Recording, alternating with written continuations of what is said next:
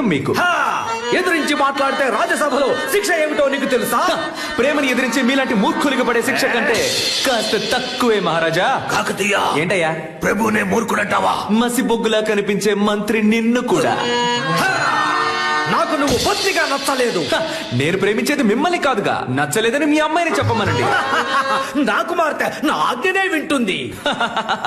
ఆజ్ఞ?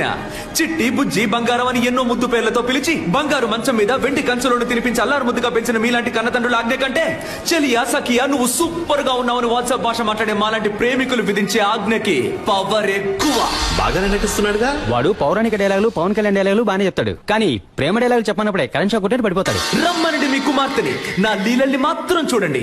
ఎవరుంటే నాకేం భయం. నాదా ఇలా అమ్మాయిని చూస్తే బిత్తరపోతున్నాడే, మన క్యూపిడ్ వీడిలోనే ప్రేమ పుట్టించబోతున్నాడు. ఆ ప్రేమ ఈ లోకంలో ఉన్న అన్నిటినీ వీడికి ఇవ్వబోతోంది.